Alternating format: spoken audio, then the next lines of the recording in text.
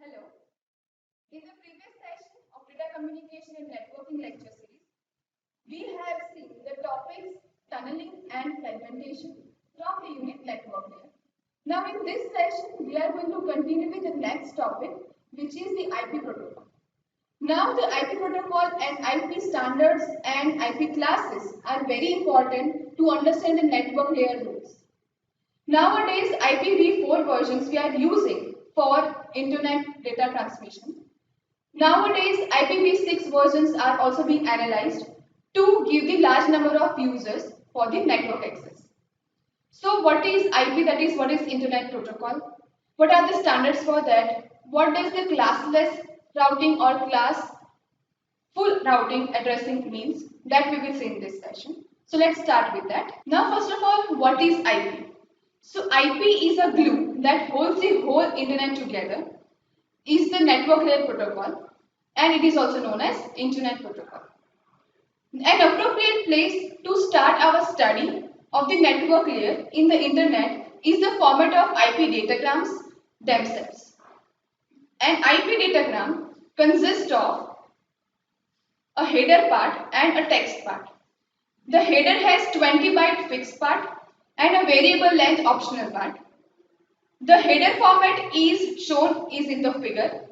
It is transmitted in a bit order from left to right with the high order bit of the version field going first. This is the IPv4 header structure which is shown in the figure. Here the first IPv4 is of 32 bits. That means this header structure is of 32 bits. In this, the first field is the version field. The version field keeps the track of which version of the protocol to the datagram belongs. By including the version in each datagram, it becomes possible to have the transition between versions which take years with some machines running in the old versions and the other running in the new one. Currently, a transition between IPv4 and IPv6 is also going on. But as of now, we are seeing for the IPv4, that is IP version 4. Since the header length is constant, a field in the header, that is IHL, is provided to tell how long the header is in 32-bit words. The minimum value here is 5, which applies when no options are present. The maximum value of this 4-bit field is 15, which limits the header to 60 bytes, and thus the options field is to 40 bytes. For some options, such as one that records the route a packet has taken, 40 bytes is too small, making that option useless. The type of service field is one of the few fields that has changed its meaning over the years. It was and is still intended to distinguish between different classes of service. In practice, current routers often ignore the type of service field altogether. The total length includes everything in the datagram, both header and data. The maximum length is 65,535 bytes. Now the identification field is needed to allow the destination host to determine which datagram a newly arrived fragment belongs to. All the fragments of a datagram contain some identification value. Next comes the unused bit and the two 1-bit fields DF, where DF stands for don't fragment. It is an order to the routers not to fragment the datagram because the destination is incapable of putting the pieces back together again. For example, when a computer boots, its ROM, that is read-only memory, might ask for a memory images to be sent to it as a single datagram. By marking the datagram with DF bit, that is don't fragment bit, the sender knows it will arrive in one piece, even if this means that the datagram must avoid a small packet network on the best path and take a suboption route. Next is MF, which stands for more fragments. In this, all fragments except the last one have the bit set. It is needed to know when all fragments of a datagram has arrived. Next is the fragment offset. It tells where the current datagram the fragment belongs to. Next is the TTL, that is time to leave field, which is a counter used to limit the packet lifetimes. It is supposed to count time in seconds, allowing a maximum lifetime of 255 seconds. It must be decremented on each hop and is supposed to be decremented multiple times when queued for a long time in a router. When the network layer has assembled a complete datagram, it needs to know what to do with it. So here the protocol field tells which transport process to give it to them. Next comes the header checksum field, which verifies the header only. Such a checksum is useful for detecting errors, which is generated by bad memory words inside a router. So this algorithm is useful for error detection at the receiver side. Next is the header checksum, which provides the meaning to the error detection algorithms. Next is the source and destination address field, which indicates the network number and the host number. That means from where the data is being initiated and to where the data is to be transported.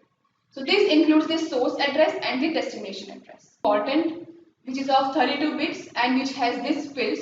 Again, I am repeating the fields. Here the fields are version field, IHL field, type of service field, total length field, identification field, fragmentation offset field. In that DF and MF is there, which indicates don't fragment and more fragments. After that TTL field is there, which stands for time to leave. Then the protocol field is there, header checksum is there, then source address, destination address, and there are some field for some other options. Okay, so this is the IP header structure. Now let's move to the next IP addresses topic. Now to access the network protocol or network platform, we need to understand what are the different IP addresses, what are the commercially used IP addresses, range, and what are the different ranges in IPv4 standard. So here in the diagram, different classes of IP versions are indicated, and in that range of host addresses are also indicated. So as you can see, the IPv4 are classified into 5 classifications. In general, first 4 classes are more used. Here there are classes class A, class B, class C, class D and class E addresses. Now as you can see from the diagram, all of the classes has different ranges of host addresses.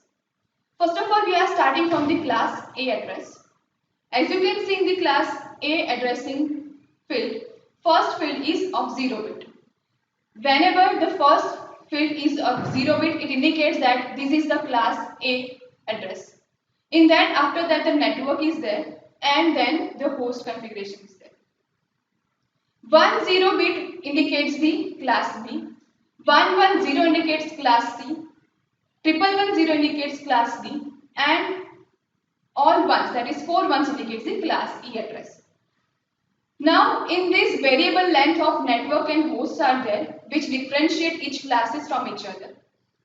If we see the range of host addresses, then for class A addresses, it ranges from 1.0.0.0 to 127.255.255.255.